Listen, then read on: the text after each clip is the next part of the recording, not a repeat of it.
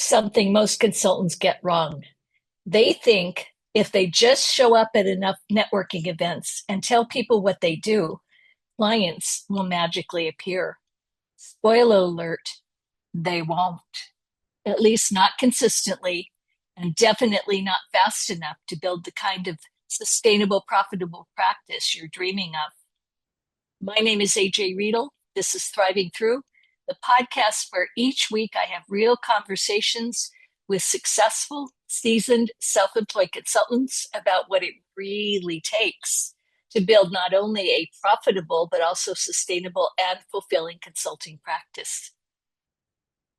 Today's guest learned this lesson the hard way. Nicole Sithithavorn is a fractional CFO who started her consulting firm in late 2023 with all the technical expertise in the world and absolutely zero experience in business development. Sound familiar? She's an introvert who had to get comfortable with B2B networking, refine her messaging on the fly, and figure out how to generate leads when traditional networking wasn't filling her pipeline fast enough. Here's what makes Nicole's story so valuable. She didn't just figure it out through trial and error. She built a deliberate LinkedIn content strategy that transformed her business from hoping for referrals to consistently attracting qualified inbound leads. And she did it in less than a year. In this conversation, Nicole pulls back the curtain on exactly what worked, what didn't, and how she built recurring revenue streams that create predictable income instead of feast or famine chaos. If you're tired of an empty pipeline, uncomfortable networking events that go nowhere, or you're feeling like you're the world's best kept secret, this episode is going to give you a roadmap. We're talking about the specific LinkedIn approach she uses, how she overcame her discomfort with visibility, why being in the wrong rooms actually helped her clarify her ideal client, and the mindset shifts that made all the difference. Let's dive in. Welcome to this episode of the Thriving Through podcast. Today, my guest is Nicole Sithithavorn. Nicole, I'm so delighted to see you. Thank you so much, AJ. I appreciate you having me on. The name of this podcast is called Thriving Through.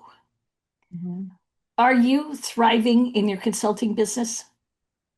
I like to think so. Yes, of course. That doesn't mean that I am always achieving every goal or, am totally satisfied with everything that I'm doing. But yes, I think I'm thriving. Yes. Wonderful.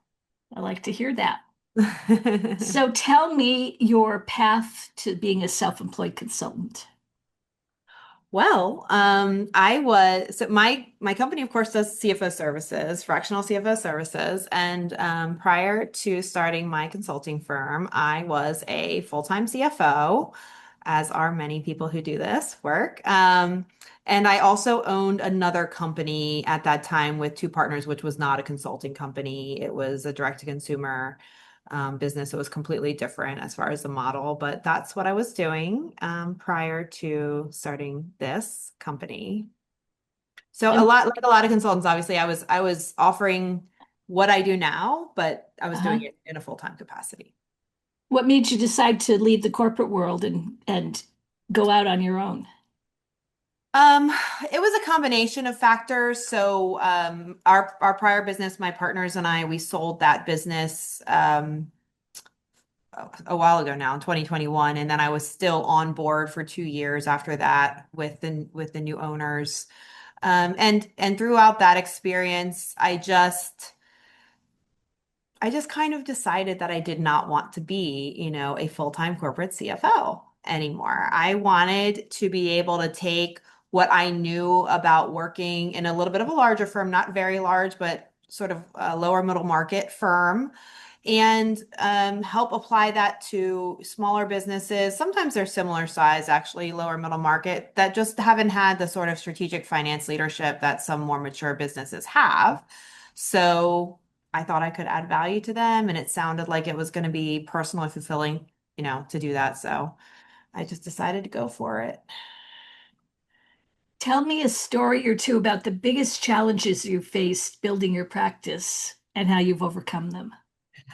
Well, I feel like a lot of people that go into consulting on their own have done consulting before, for someone else possibly or under another kind of an umbrella, but that was not my path. So I had never done any kind of consulting before I started this firm. And I had a very misguided belief that I was going to go out in the world and tell people what I was doing, and then they were going to hire me to do it for them, right? That's what I thought. And that was true to a limited degree. But I would say that in the very beginning, I really didn't have experience doing sort of B2B networking. I had experience doing industry networking, other people that were in my former industry, which is a very different environment than B2B networking that is supposed to result in consulting work. So I had to really get out of my shell. I'm a natural introverted person. So had to get out of my shell, learn to go do that, and then discover that it probably wasn't going to as quickly allow me to ramp my business as I wanted. And then just had to start thinking about it. I had to learn to run a consulting firm, learn to generate the front end of that business, which is, I think, a big challenge for a lot of people. And that's definitely been the biggest hurdle so far. And when you say generate the front end, you mean generate the leads, be the rainmaker for the company? Yeah, yeah, just find the right people, um, find the people that needed what I was offering, um, kind of refine how I approached communicating about it to people, being able to effectively describe it to people that were novices and really didn't understand what a strategic CFO does, do that quickly enough. It was a lot of that kind of stuff that was the challenge. It wasn't so much the actual work that I was doing for the clients, right? So Hmm. I would say that was my first big challenge in this endeavor. And you're not alone. That is, I think so. I think a lot of consultants get into being self-employed and go and don't realize, that there's that huge piece of it Yeah. that they get in, they say, I just want to work with clients. It's like you have to get them. Okay. Who So knew? something, yeah, who knew? So you most clients rely heavily on referrals in their existing network when they start. So it sounds like that. Did you go that route at the beginning, or did you go directly with networking, or what did you, within those first couple months, and how quickly did you determine that it wasn't going to get you where you want to go fast enough? Well, okay, so I'll give you a little bit of a path scenario. So I started this in December of 2023, and I was exceptionally not productive that month in doing things. So I would say I really got started in January 2024, although I did announce it on LinkedIn to the 200 people I knew on LinkedIn at the time, and they did not buy anything from me at all. So um, I did not target my former industry at all, or attempt to generate clients through connections in that industry. I did start doing a fair amount of local networking. I live in the DC metro area, so I started doing things like that. I started attending different groups, both in person and online. I joined a couple of them. Was trying to connect one to one with a whole bunch of different people all the time. It was like I was a full-time networker. Really tiring to do. And Especially as an introvert. I mean, I hear you and I think, oh, I'm an introvert also. And I think, oh my God, you must have been exhausted at the end of each day. I was exhausted. But I think it was a good experience because it was trial and error that was, I would say, lower stakes around being able to adequately describe what it was that I was doing to novices, because that was much harder than I thought it was going to be, which is because I was used to being in corporate America. I was used to being with people that understood what strategic finance is and its purpose and why it's important. And that is not the majority of business owners that I was meeting at the time. So that was, I would say, the first 2 to 3 actual months of activity. And I did meet more and more people that were advantageous to know. And I got invited to more and more groups that contained more and more valuable contacts. So that was good. And I did take advantage of some of those, and I joined a variety of different groups by the spring of 2024, which was right when I started essentially. And I got a different project work. I started working with some clients on stuff. It was good. Um, but it wasn't really exactly what I wanted to be doing either. And I used that time as well to sort of refine what I felt like my offering should be as far as retainer services, because we offer both project and retainer services. Most of our work is retainer.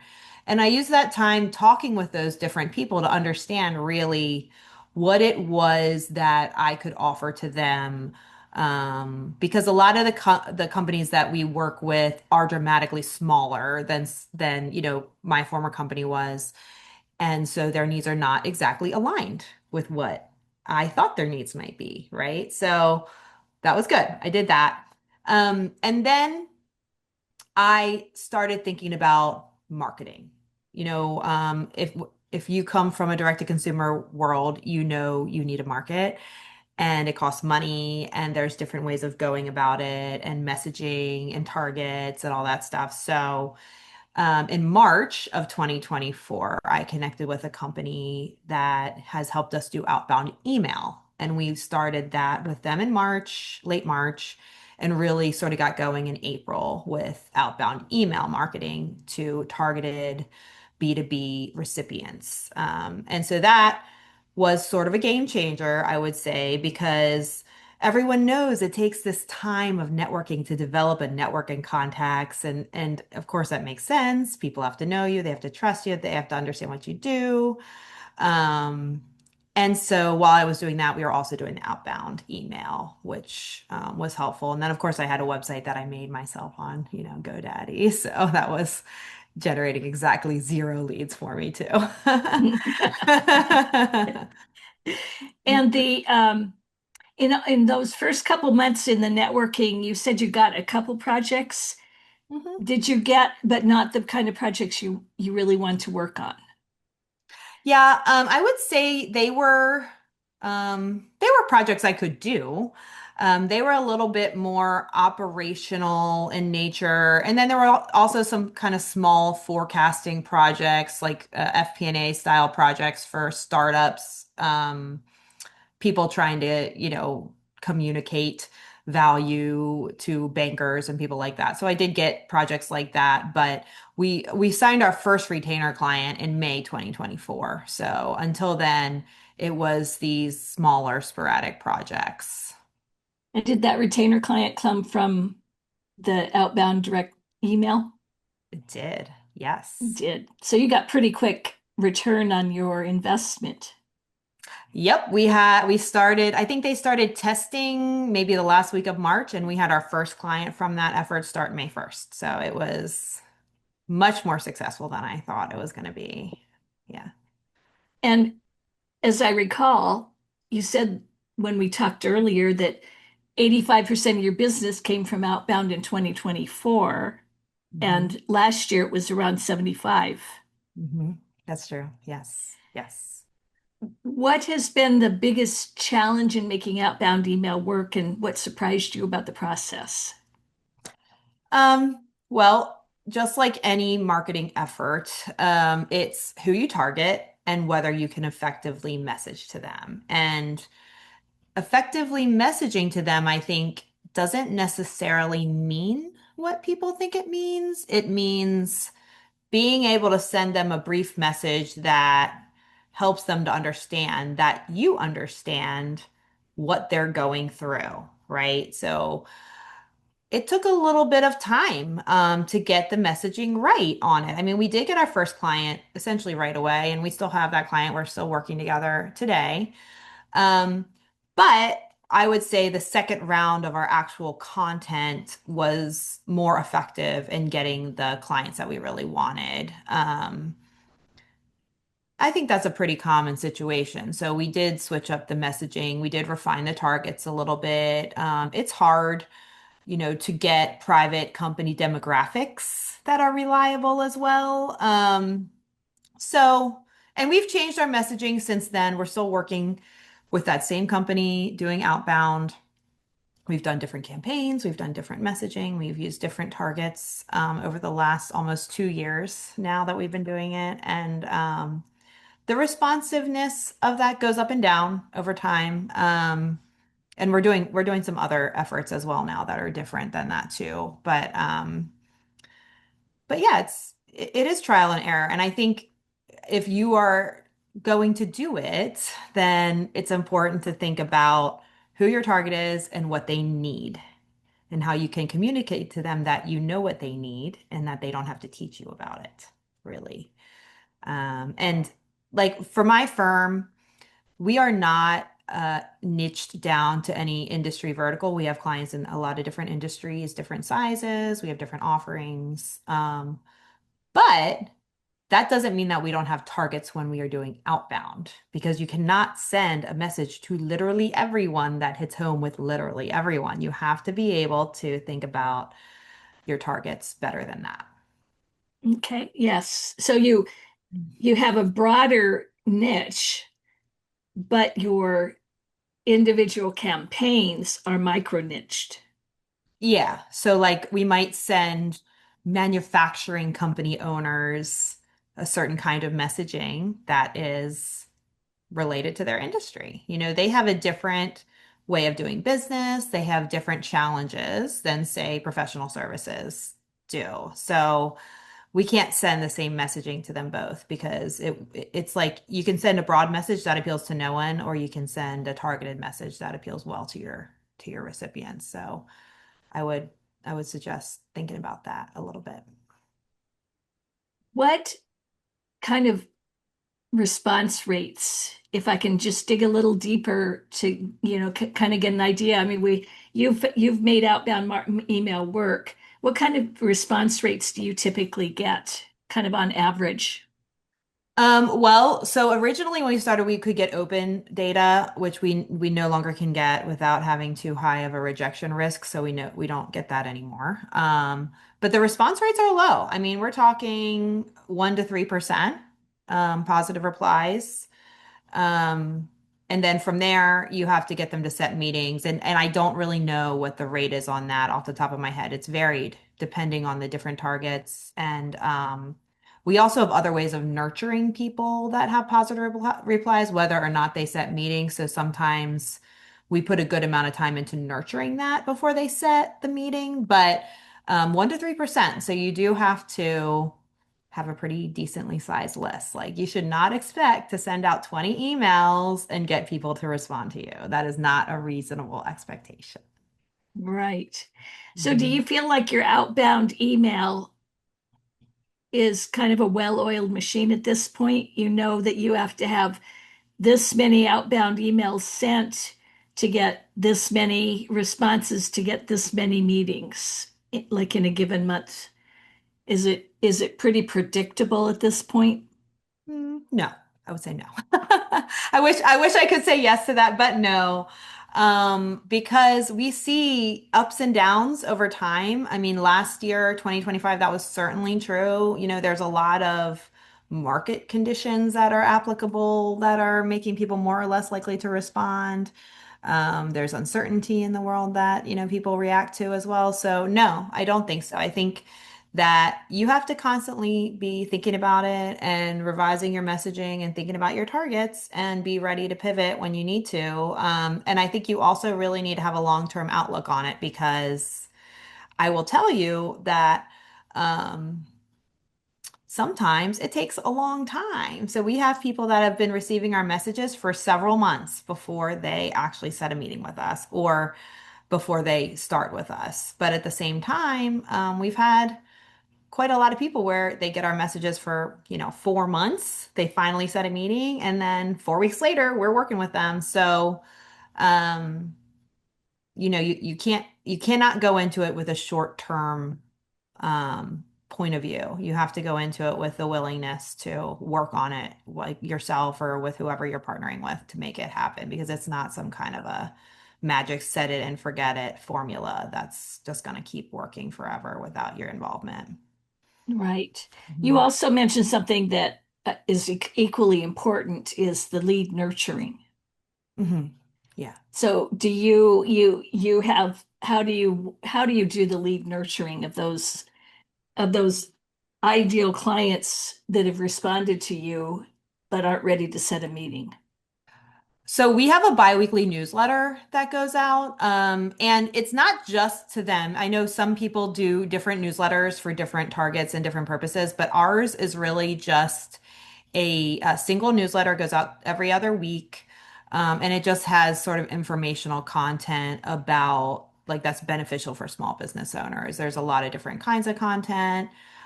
We also use it to announce certain events. If we're going to be at an event or if we have a webinar or something coming up, we use it for that as well. But we just send those out every couple of weeks and we send it out to people like prospects. We send it to our clients. We send it to networking contacts. We send it to everybody. And it's just a good way, I think, to remind them that we exist. And then we have had situations where people read something in it and then they say, oh, I have a question about that. And then they set a meeting. Mhm. What else are you doing in the area of marketing? So, we later last year we made a couple more decisions to diversify, is how I would put it, our prospecting efforts. So we also do LinkedIn prospecting now, targeted LinkedIn in prospecting, different ways of doing that. We have different campaigns as well for that. And then we have a part-time business development person who also does marketing, just goes out to local events, and we are actually adding another person like that too. That's part-time. So, what does that mean? I do networking. We have two part-time business development people that do networking, in the traditional sense, right? In person mostly. And then Mhm. we do the LinkedIn prospecting and we do outbound email. And then we did also do a new website over the summer that I think is just a little bit better at converting. So we have sort of SEO going on that. So we have a little bit of a strategy, I'd say, around marketing to get clients. And is your business after 2 years, is it where you expected it to be? Is it where I expected it to be? I think that depends on when you ask me my expectations, actually. If you asked me that question before I started, I would say it is better than I expected it to be. If you asked me that question in late 2024, I would say it is not as good as I expected it to be. And I think both of those things are okay. But yeah, it is more than what I thought because when I started doing this, I really was intending to be a solo consultant working by myself with clients, just keeping it simple and having this enjoyable work. But that's not the case. I have a few other CFOs on my team. They work with clients. And I think that's also good. It's different than I thought that it would be when I started, but um, it sort of got to the point where I would not have had time to do any kind of business development activities if I was serving all the clients myself. And then also just recognizing the fact that I personally don't necessarily have the best experience to work with every client. So we have different people on our team that have some similar experience and also different experience that can be more applicable to different kinds of clients that we meet. So both. It is better and less good than I thought it would be at the same time. And how does so you started with the intention of being solo, and then within less than a year you brought on your first CFO. So you started to build that team. Yes. What was what was the specific sort of pivot point or decision point? What was happening in your business that made you realize that you needed to build a team? Well, when I started doing the outbound email, and of course I knew because everyone had told me that it was going to take like a year or two before I started seeing referrals from networking at any kind of a regular cadence, and certainly to get, ideal client kind of referrals, which has been true. I would agree that that is true.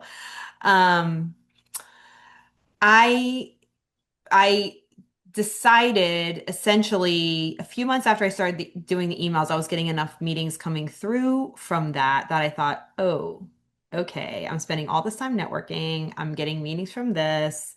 That sort of like by the end of the year, if I hadn't started getting somebody else that I thought I wasn't going to be able to take any more work. And then I was going to have to make this decision that I felt like was not a good decision to stop efforts, certainly stop things like outbound email that I was paying for and scale down my networking a lot in order to allow me to do delivery work. And if I did that, then inevitably what was going to happen is that I'd have too much work and then not enough work and then have to restart, and just consistency, I think, in the prospecting effort is so important to get results that I really did not want to have to scale that back.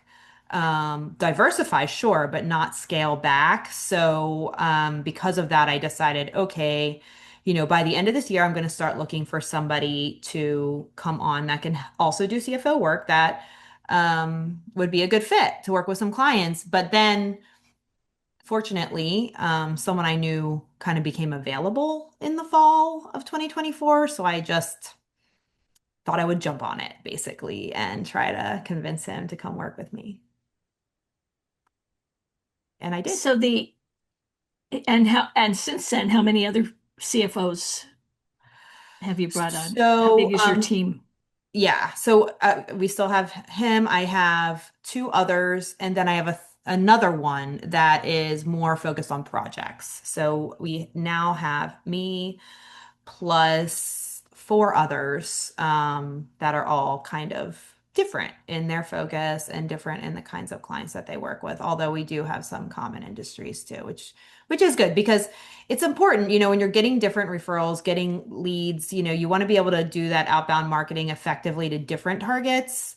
And then also I need to feel like when I have someone, if I'm going to bring them in as a client, I need to feel like we do have the right fit for them. Because if we do not have the right fit for them, then I'm not going to take them. I'm going to refer them out. So we have had several situations like that where um, I just didn't feel like we had the right fit. So I would try to help that person find something else. And sometimes it's not the right fit because we don't have the industry experience. And other times it's not the right fit because the level of engagement that they want is more significant than what will really work in our model. Like, for example, we don't do interim CFO engagements, we do fractional only or projects. So, yeah, so it's worked well for that reason. Mhm. When we talked earlier, you mentioned creating more structure around the early engagement period with clients, especially since a lot of your clients have never worked with someone like you before. Yeah. Tell us more about what that structure looks like and why you realized you needed it. So I think this is something that I naturally do in the way I approach clients. But when you have different people, everybody is not naturally the same, shockingly, because they're different people. So we have to have a little bit of an early structure for a few reasons. Number one, we have to get to know them. And we have to get to know the other members of the management team. So we need to have some structure around that. Second reason is because we cannot assume that we know anything about their finance structure or that they know about their finance structure. So we have to do a fair amount of discovery around everything to do with their finance structure. So that involves the team, what individual people's scopes are, what their internal controls are, what kind of principles they're using in finance, like revenue and cost recognition principles. We have to do a lot of discovery around all that stuff so that way we can try to proactively find problems with it.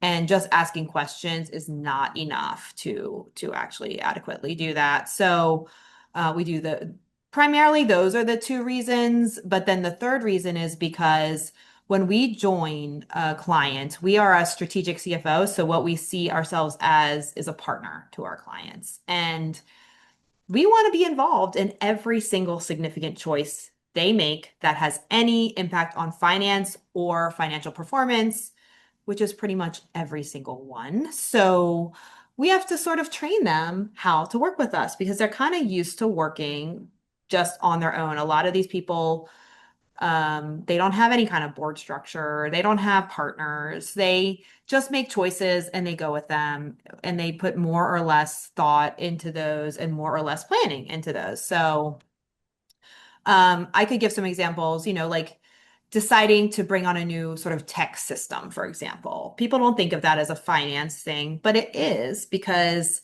anything that they are using to create data is related to finance because sometimes we're using that data in finance to drive financial recording, or we are using that data to determine how they're generating value and how they can make more value. So that's an example where we just have to train them to think about what they should talk to us about. And we do that, we try to do that within the first, say, 8 weeks of an engagement. We have, we do sort of have a rubric of how we go about that discovery, which is highly flexible because people are in different places when they start with us, right? And sometimes things take more time and sometimes they take less time, but we try to set expectations around that. So yeah, you do Yeah. have to. And if you want them to involve you in really all of the key decisions that affect finance, that requires a lot of trust. It does, yes. And as a consultant, right, like we have to develop trust with them very quickly. I mean, it can take a long time. If you hire a full-time CFO for the CEO or owner and CFO to develop that kind of relationship, takes months or years. And we don't really have that kind of time. So what does that mean? What that means is that we, as CFOs, have to be very proactive with our clients, right? We have to be very proactive in bringing them ideas. We have to have a very open and honest relationship with them where we talk to them about what we experience within their organization. If we have questions or concerns, we have to have the confidence to bring up that kind of stuff. And we have to be able to do it in a way that's non-threatening and that they can hear us. And then we have to hear them too. So, there's just been a different variety of situations where that has been more or less challenging with different clients. So, and I will tell you that we do try to do some pre-screening stuff. And yet it's hard. It's hard to get that kind of information. It's not like a questionnaire situation, I don't Mhm. think. What Although we do have a happens questionnaire. We do have a questionnaire. what happens if you get into an agreement and then you find out the client is not going to involve you to the degree you feel you need to be involved? Um, there's a gray area of that, so I think it really depends on how significant that is. But our engagements with our clients, we really have only a early short-term commitment period with them. So there are times when it doesn't work out. And then there are also times where we learn to work together very successfully. And then there's some times where, I mean, we don't necessarily have to be involved in everything. So, if they have, let's say they have an HR leader, I don't have to be involved in every HR conversation. If they have an operations leader, I don't have to be involved in every operations conversation. But then we have other clients where they don't have those people, and we do need to take charge a little more in those areas. So it's pretty highly variable, even though we do have reasonably standard ways of working with people. I don't know if other consultants experience that or not, but I think they probably do. I would imagine, yes. I want to switch and look to the future. Okay. Where do you see your business in the next 3 to 5 years? Well, I think we will keep adding to our team. It is not that easy to find people to be CFOs on my team because I have criteria for them that is robust. Um, they have to have, obviously, they have to be financially capable, right? They have to be able to lead teams. They have to have enough executive presence and confidence to be able to fulfill all that stuff I just said. And they have to have operating company strategic financial leadership experience. They cannot just have worked in sort of a finance firm only doing finance or only doing FP&A. That's not really the kind of experience they need to help this size of company to move forward. And I'd also say that people that have only worked in exceptionally large enterprises have a very difficult time understanding the challenges facing some of the smaller and lower middle market businesses that are just not the same as they are in much larger companies, like, for example, access to capital. Much different in those different kinds of environments. So, obviously, my business has a capacity concern just like every other business has. And my capacity concern is having qualified staff. So I have to balance having the right staff, having them available enough to be able to deal with whoever we have coming in, and then also keeping them busy enough, right? Mhm. So that's the struggle. And it's going to be a balance, certainly for 3 to 5 years or forever, probably into the future, right? But I don't really see us changing the kind of work we do very much. A lot of firms that are like mine also offer other kinds of finance. They offer bookkeeping or payroll or tax and things like that. I don't see us really ever expanding into that kind of an offering. I think we should stay focused on our strategic CFO work. So it's mostly about getting CFOs that are highly competent and ready to take on the client engagements, being intentional about their industry experience and how they can work with our ecosystem to serve our clients well. And then being intentional about the upfront part of the business. How do we prospect those people? How do we meet them? And the truth is that that's an ever evolving situation, and we have to be ready to evolve with it too. So, and then of course we do have some admin support as well, which I think I didn't mention when we talked about the CFOs, but we have some admin support and having an adequate but not too much admin support. So I mean, it's just the same stuff, right? Same stuff over and over, and a lot of the same stuff we deal with for our clients too, right? Right. Mhm. So, 2 years, how big is your team now It in is total? seven people on my team, including me currently. Okay. And Mhm. in 5 years, where do you see it? Um, I don't really see us being more than 20 people, I would say. But it could be because sometimes our CFOs, they have a lot of experience. A lot of them have 30 years of experience, or more. And so another benefit about how we work is that they could be sort of part-time. They don't necessarily want to have the hours they had as a full-time CFO. So it's entirely possible that we could have people that are great, highly qualified people, and they only want to work with 3 clients at a time. And that's fine too. So that would require me to have a bigger team. But, As we start to come to the end of the podcast, I have a couple closing questions that I'd like to ask. mhm. What is one book, podcast, or resource that has been invaluable to your consulting practice? Um, I'll just give you one that I think is valuable in life, actually. Okay. It's a very well-known book. Viktor Frankl's Man's Search for Meaning is a very meaningful book. And if you've read it, it's obviously it can be a very sort of difficult book to get through, but I think it has a really powerful lesson in general for life around taking agency and control in your ability to control how you react to situations around you. So while you cannot control everything in your environment, you can always control how you respond to it. And I think that that is generally a good thing to know and practice in your life, but certainly as a consulting person, it is very valuable. So if you haven't read it, I would recommend it. It's a very short book. I have not read it, but one of my favorite quotes is the one that is attributed to Viktor Frankl from that book, that between stimulus and reaction, there is a space. Yes.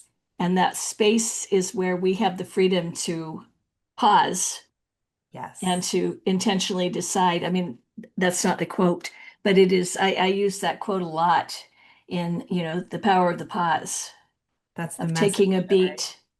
Yeah. Yeah, taking a beat, taking a breath, and not just Right. reacting immediately. And the pause can be of varying lengths, I would say, too, right? I think that's helpful in actually in consulting work, when you're talking to your clients and they say something. I mean, sometimes I say, I just need to spend a little time thinking about this before I respond because, um, you can be surprised by things that are happening around you. You need to consider more, but also it prevents you from assigning your meaning to something they're saying, I think. Sometimes they might say something and I attach it to a meaning that is not what they meant.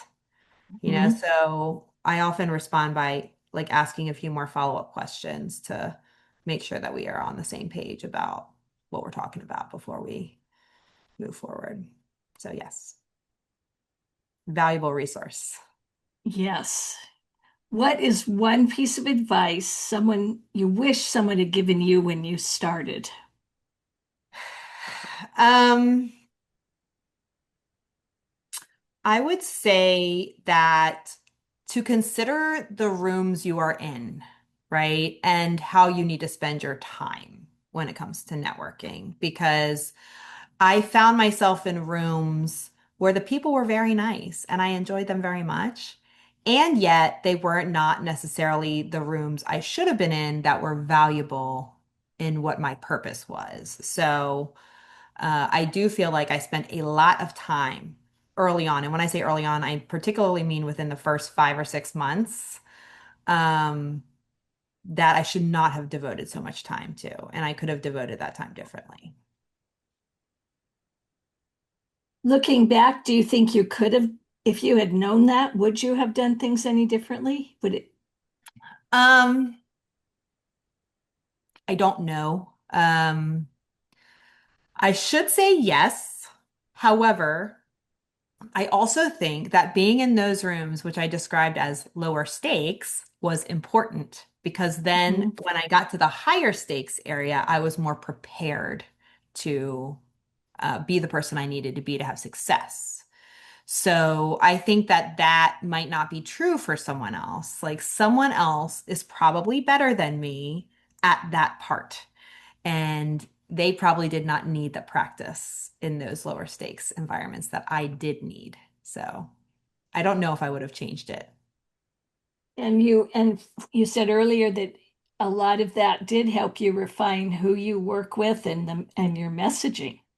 So, yeah. Yeah, it did. I like for me, for what we do, organizations do need to be of a certain size, really, to be the right fit. And I would say that, gaining context on what exceptionally small organizations need might like isn't so valuable for me in understanding what the ones that are a little bit larger need. And that's more Mhm. relevant to my business. So, um, but it's all learning, right? It's all learning experience. And like I said, I was a complete novice to this consulting when I started. So I probably needed a little more practice than someone who was less of a novice. Well, you are most consultants are novices like you, unless they come out of the consulting business. They're coming out of corporate with a subject matter expertise and Yes. not consulting or marketing expertise. So, Yes. Yes. Yes. and now we're going to wrap up with the single most important question. How can listeners connect with you if they want to learn more about you and your work? Well, you can find us online. Our website is very easy to find. It is yc.partners, no .com, just yc.partners. And on that website, obviously, you can find out what we do and you can book time on my calendar if you wanted to connect. Wonderful. I will put the link to that website and also to your LinkedIn profile on the show notes. Oh, yes. And with that, thank you so much, Nicole, for being my guest on the podcast today. And for all of you listening out there, keep thriving through. If you've been waiting for permission to invest in your LinkedIn presence and build your personal brand, consider this your sign. Nicole's journey proves what so many successful consultants already know. The days of relying purely on networking and referrals are over. The consultants who are thriving, the ones with full pipeline and predictable revenue, they're the ones showing up constantly and consistently, sharing their expertise and building relationships before they need them. Here's what I want you to take away from this conversation. You don't need to be an extrovert. You don't need to have it all figured out before you start. You just need to be willing to show up, refine your message as you go, and build systems that support sustainable growth rather than constant hustle. Nicole went from zero consulting experience to a thriving fractional CFO practice with recurring revenue in less than 2 years. She did it by being strategic about where she spent her time, leveraging LinkedIn to amplify her expertise, and building the business development muscle that most corporate experts never develop. So here's my challenge to you. Look at where you're spending your time right now. Are you in the right rooms? Are you building visibility with your ideal clients? And are you creating content that positions you as the expert you already are? If Nicole can do this as a self described introvert with no consulting background, you absolutely can too. Until next time, keep thriving through.